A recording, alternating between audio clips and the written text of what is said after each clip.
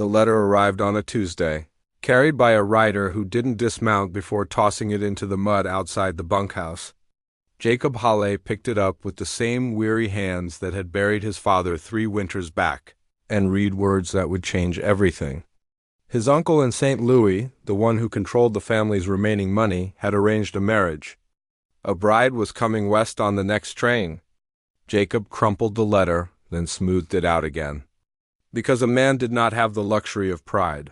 When his ranch was mortgaged down to the fence posts, he rode into town expecting a frightened girl clutching a hatbox.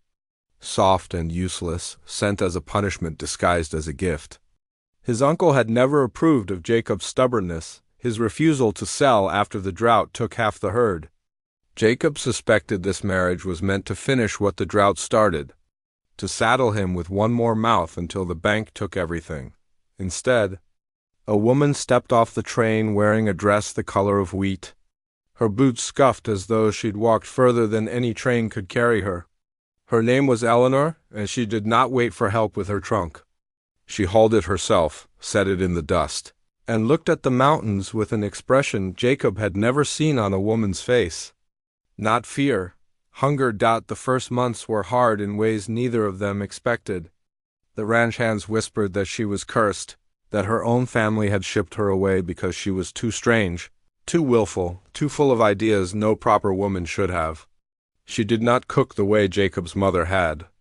She did not sew or embroider. Instead, she walked the fence lines at dawn with a notebook, writing down which grasses grew where the cattle grazed thin and why. Jacob resented her at first. This stranger who had appended his solitary grief with her constant questions. Why did he breed his cattle the way his father had? Why not cross the hardy longhorns with the heavier breeds coming up from Texas? Why let the creek bottom sit fallow when it could grow winter feed? He told her more than once that ranching was not something learned from books, that she was making a fool of herself in front of men who had worked cattle since before she was born. But Eleanor did not stop. She sold her mother's pearl earrings, the only inheritance she had been allowed to keep, and used the money to buy 2 bulls that every rancher in the county called a waste of good silver.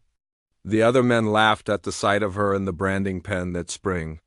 Her sleeves rolled up, her hands raw and blistered.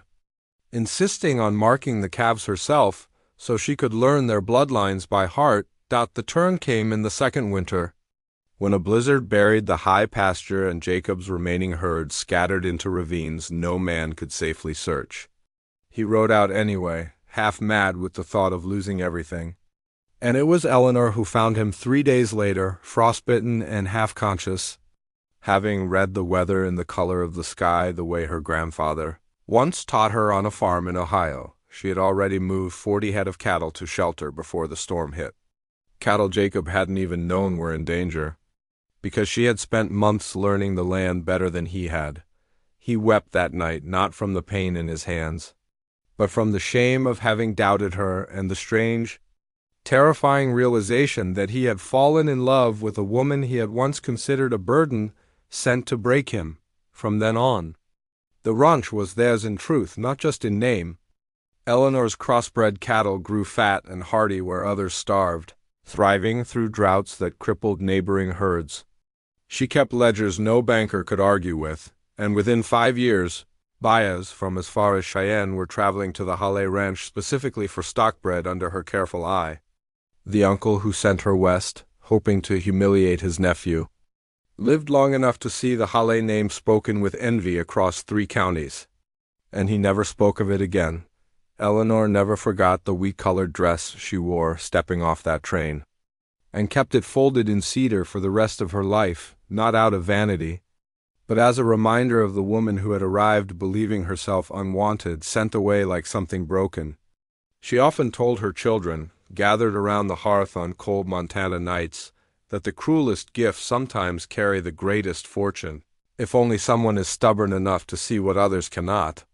And Jacob, gray-haired and quiet by then, would only smile and say that the finest herd in the territory had been built not with silver, but with a woman's refusal to be told what she was worth, long after both were gone. Travelers through that stretch of Montana still heard the story told in feed stores of the useless bride who arrived with nothing but a notebook and a stubborn heart, and left behind a legacy richer than any dowry.